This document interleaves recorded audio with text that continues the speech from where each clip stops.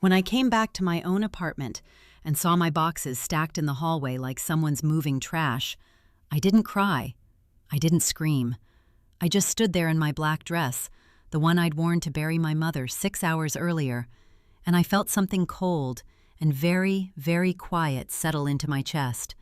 And then, slowly, I smiled. Because they had no idea. They had absolutely no idea what they had just done. But let me back up, because none of this makes sense unless you know who I was before that afternoon in October, and who I had foolishly allowed into my life just 1 year earlier. My name is Diane. I'm 54 years old, and I've been a registered nurse for going on 28 years. I worked at the time, in a busy cardiac unit at a regional hospital in a suburb just outside of Washington, D.C. The kind of suburb that looks pristine from the highway. Manicured medians, chain coffee shops on every corner, HOA newsletters about approved fence colors. The kind of place where people smile at you in the parking lot and then report you to the neighborhood committee for leaving your trash cans out an extra hour. I knew my neighbors by their cars, not their names. I liked it that way. I had built something solid and quiet for myself, and I was proud of it. My apartment was mine, not rented, owned. I'd bought it 11 years ago with money I'd saved working double shifts through my 40s, after my first marriage ended, and I decided I was done waiting for someone else to give me stability. 2 bedrooms, second floor, corner unit with a window that caught the afternoon light in a way that made even a Tuesday feel bearable. I put in new hardwood floors in the kitchen 2 years before all of this happened. I'd picked out every cabinet handle. I knew every creak in every floorboard. And then there was Walter. I met Walter Pruitt at a hospital fundraising dinner in late September of last year, the golden stretch of autumn when everything in our neighborhood smells like wood smoke and turned leaves, when the sky goes that specific shade of copper at 5 in the evening, and you almost forgive the world for everything. He was a guest of one of the hospital board members, recently retired from something vague in commercial real estate, and he had the kind of steady, unhurried manner that I mistook for emotional maturity. He was 61. He had kind eyes and a firm handshake, and he asked me genuine questions about my work without once talking over me. I remember thinking, this one is different. I know. We dated for 3 months. It felt long enough. I was 53, not 23. I thought I knew how to read people. He was attentive, consistent, never volatile. He called when he said he would. He showed up when he said he would. He met my dachshund, Pepper. She's 14 now, arthritic, half-blind, still the most opinionated creature I've ever shared a home with, and he didn't flinch when she immediately growled at him from her spot on the couch. "She's sizing me up," he said, amused. "Fair enough." I thought that was charming. We got married in January. Small courthouse ceremony, just my daughter Reese and 2 coworkers as witnesses. I didn't want a big production. Walter said he didn't either. His own daughter lived out of state and couldn't make it, which at the time I understood. Looking back, I understand it differently. For the first several months, things were fine. Not spectacular, but fine. We settled into a routine. He moved into my apartment because his lease had ended, and it made practical sense. We were married, after all, and my place was larger. He was tidy, cooked on weekends, didn't leave wet toilets on the floor. Pepper eventually stopped growling at him, though she never warmed up to him the way she'd warmed up to Reese. Dogs know things. I used to laugh at people who said that. The first time I met Walter's mother, Connie, was in March. She drove up from Richmond for what Walter described as just a quick visit. She won't stay long. She stayed 11 days. Connie Pruitt was 79 years old, and she was one of the most exhausting people I have ever encountered in my life. And I say that as someone who has worked beside people in the worst moments of their lives for nearly 3 decades. She was thin, sharp-featured, with dyed auburn hair set in a style that hadn't changed since 1987. She wore a lot of beige. She had opinions about everything in my apartment. The way I organized the pantry, the thread count of my guest towels, the fact that I kept Pepper's orthopedic dog bed in the living room instead of in the laundry room, where animals belong. She also, I noticed immediately, had an alarming array of health complaints. In 11 days, Connie reported chest flutters, dizziness, a spell that required her to lie down for 2 hours, acid reflux so severe she couldn't eat my cooking, though she ate plenty of what Walter ordered from the Italian place 2 blocks over, joint pain in both knees, a headache that she was fairly certain was a migraine, and what she described, in a hushed and theatrical voice, as heart trouble that the doctors keep dismissing. I am a cardiac nurse. I have seen real heart trouble. I know what it looks like, sounds like, how people move when they're actually afraid their heart is failing them. Connie did not have heart trouble. What Connie had was a masterful, decades-refined talent for making herself the center of any room she entered. "She worries me," Walter said one evening, after she'd gone to bed early following a particularly dramatic episode at dinner. "She's been like this since my dad died. She doesn't have anyone else close by." "I understand that," I said carefully. "But Walter, she's been here almost 2 weeks." He looked at me with an expression I couldn't quite read, somewhere between apologetic and something else, something harder beneath it. "She's my mother, Diane." "I know she is." "She needs to feel welcome." I let it go. She left 2 days later, and I exhaled for what felt like the first time since March. Pepper reclaimed the couch. I reorganized the pantry back the way I had it. I told myself this was just an adjustment period. Blending lives at our age was complicated, and Connie was lonely, and Walter was a good son, and all of that was, theoretically, admirable. Then, in June, my own mother got sick. Her name was Ruth. She was 81, living alone in a retirement community 40 minutes north of us, stubbornly independent in the way that only women of her generation managed to be. The kind of woman who changed her own light bulbs and balanced her own checkbook and called me every Sunday at 7 p.m. without fail, no matter what. She was diagnosed with pancreatic cancer in June, and the oncologist was not optimistic. She knew it. I knew it. We talked about it plainly, the way she'd always talked about hard things, sitting at her kitchen table with decaf coffee, neither of us pretending. "I'm not scared of it," she told me. "I just don't want it to drag." It didn't drag. She declined faster than any of us expected. By late September, exactly 1 year after I'd met Walter at that fundraiser, almost to the week, she was in hospice. I took on fewer shifts at the hospital. I drove up to see her 4 times a week, sometimes 5. I sat with her, held her hand, talked to her about things I'd never said out loud before. I told her about my first marriage, about the hard years, about Pepper and the hardwood floors, and all the small stubborn ways I'd rebuilt myself. She listened. She squeezed my hand. During all of this, Connie's health crises escalated in direct proportion to the attention I was giving my mother. I noticed it the way you notice a pattern in retrospect. Each incident arriving precisely when I was most unavailable, most visibly distracted, most clearly prioritizing someone other than her son's household. A cardiac event that turned out to be indigestion. A fall that left no bruise and required no medical treatment. A phone call at 11 at night, Walter's voice dropping into that tight, careful register he used when he was managing her, telling me he was going to drive down to Richmond to check on her. "Tonight?" I asked. "It's almost midnight." "She's scared, Diane. She says her chest feels tight." "Walter, I can tell you what tight chest from anxiety feels like, versus tight chest from, 'She's my mother.'" That phrase again, that same careful hardness under the surface. He went. He was gone for 3 days. My mother was in hospice, and my husband was gone for 3 days because his mother felt anxious. When he came back, he didn't apologize. He brought me flowers, yellow tulips, which I'd mentioned once that I liked, and he kissed my cheek and asked how Ruth was doing, and I looked at him across my kitchen and felt, for the first time, a real and specific fear. Not about Connie, about Walter, about what he was willing to do, and for whom, and in what order. My mother died on a Thursday morning in mid-October. Reese was with me. We were holding her hands when it happened, and it was quiet, and it was peaceful, and I am grateful for that. I am still grateful for that, even now, even knowing what came after.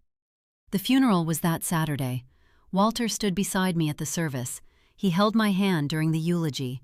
He said the right things to Reese and to my mother's friends from the retirement community. He seemed, in all the ways that mattered on the surface, like a man supporting his grieving life. I didn't know that while I was standing at my mother's graveside, Connie had driven up from Richmond. I didn't know that she had let herself into my apartment with the spare key Walter had given her, the one I hadn't known he'd given her. I didn't know any of it until I drove home that afternoon, still in my black dress, Reese's hand on my shoulder as we walked up to the second floor. And I found every box I owned stacked in the hallway outside my door. My nursing scrubs, folded in a laundry basket. Pepper's orthopedic bed, balanced on top of a banker's box of my financial documents. My mother's photograph, the framed one from her 80th birthday, leaning against the wall like it was just another item to be cleared out. The lock on my door was new. I could see it even from the end of the hallway. Bright brass, no scratches.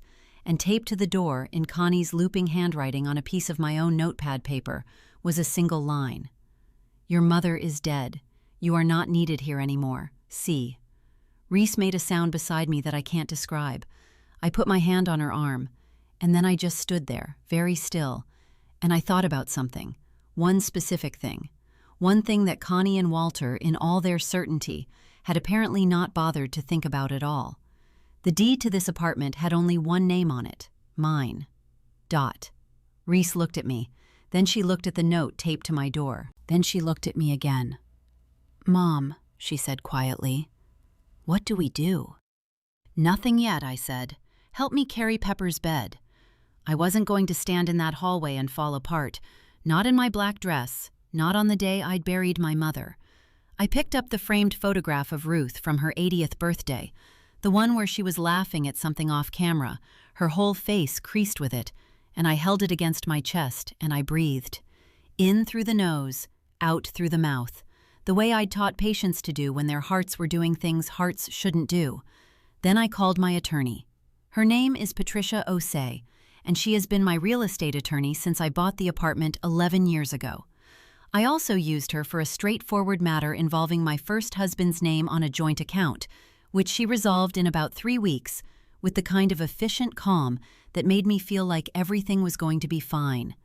I had her cell number in my phone. I called it at 4:17 on a Saturday afternoon, standing in the hallway outside my own front door. She picked up on the third ring. "Patricia," I said, "I need to tell you something, and I need you to tell me what my options are." I explained it in about 90 seconds.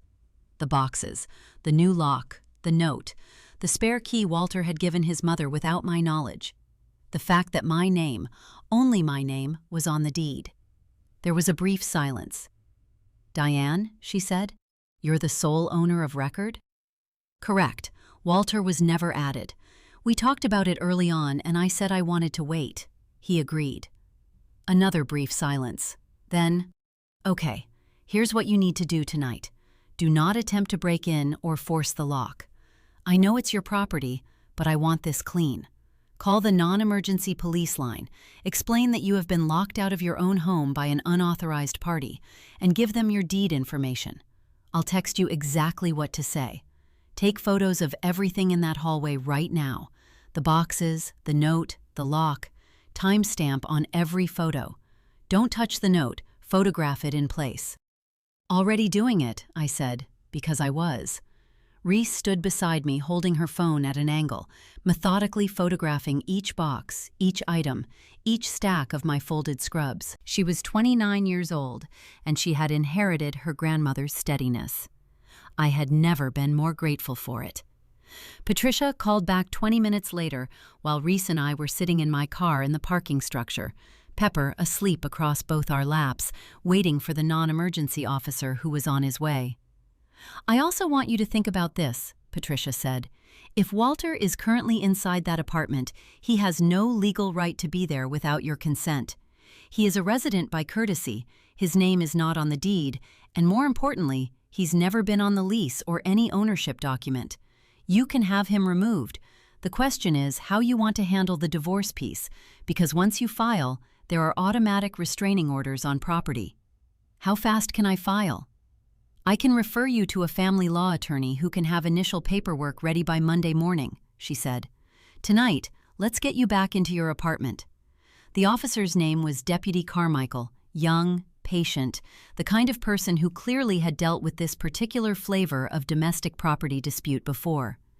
He reviewed my deed on his phone while I stood beside him. He looked at the note, still taped to the door. He read it, twice. "This is your property," he said. It wasn't a question. "Yes," I said. "And you didn't authorize this lock change?" "No." He knocked on the door with the flat of his hand. 3 hard knocks. "Police, open the door." There was a pause that lasted maybe 20 seconds. Then I heard movement inside, the specific creak of the 3rd floorboard near the kitchen, the one I knew better than my own voice. The door opened.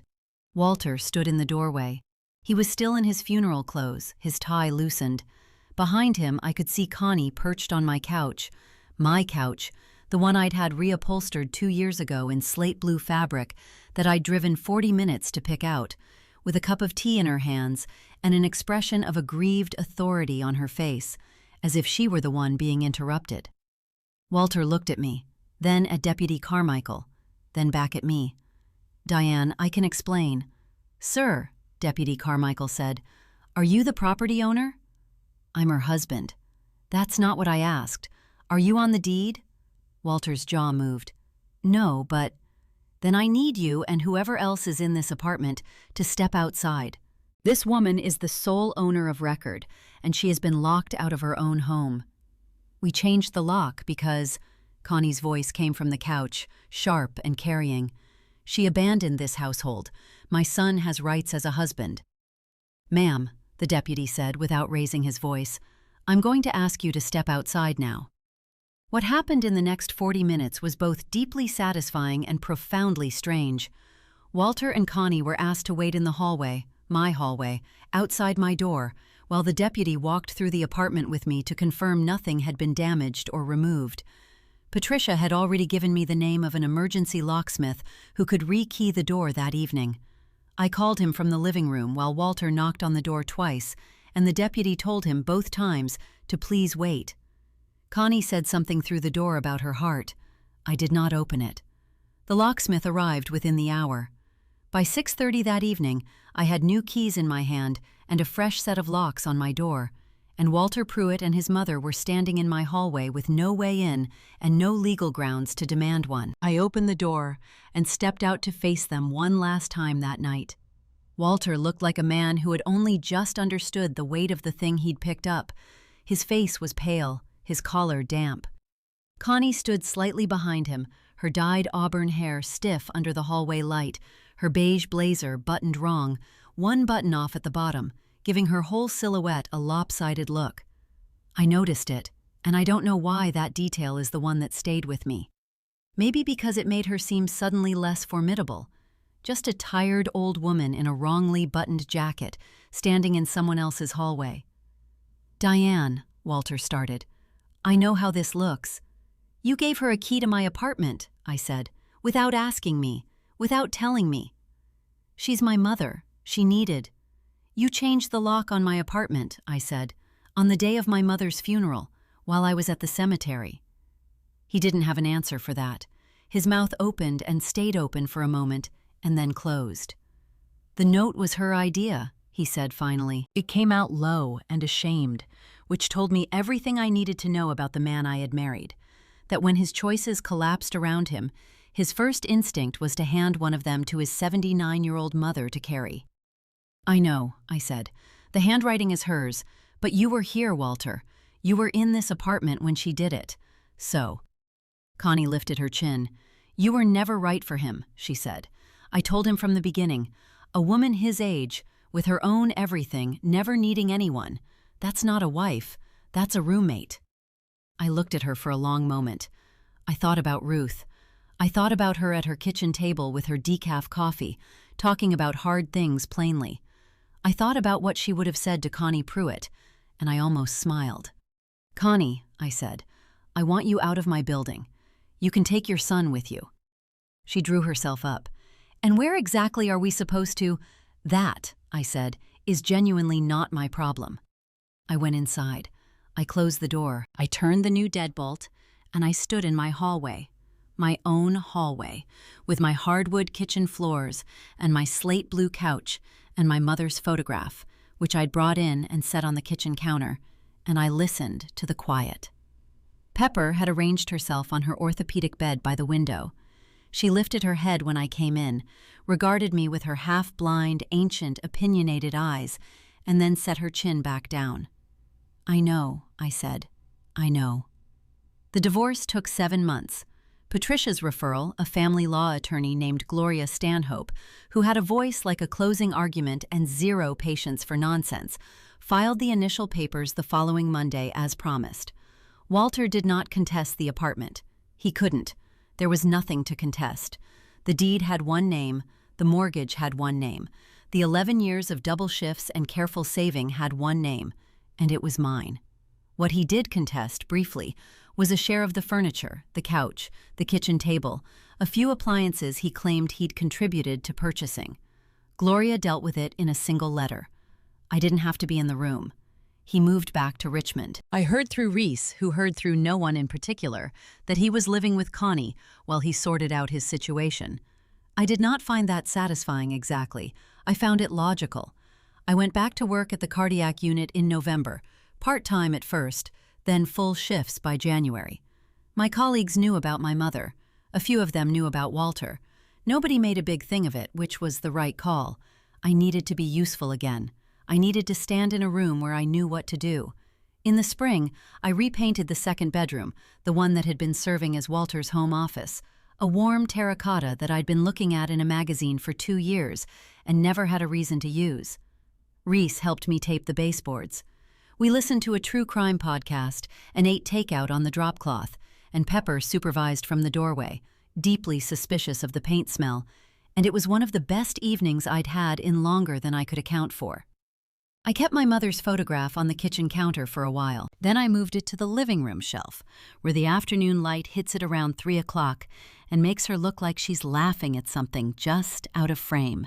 She usually was. People ask me sometimes, coworkers mostly, or friends of Reese who've heard the story, whether I regret it. The marriage, the speed of it, the fact that I let someone into my space and gave them a key and called it a life. Honestly? No. Not in the way they mean. I regret that I ignored Pepper's first assessment. I regret the yellow tulips, because now that color makes me think of apologies that weren't really apologies. I regret the months I spent managing Connie's performances while my own mother was dying. That particular math, that exchange of attention, sits in my chest sometimes in a way that has no comfortable resolution. But the apartment is mine.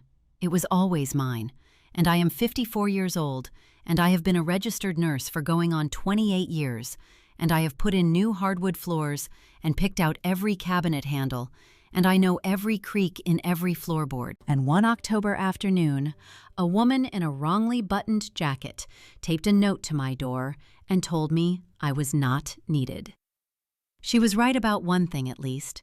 I have never needed anyone to tell me what I'm worth. I already knew.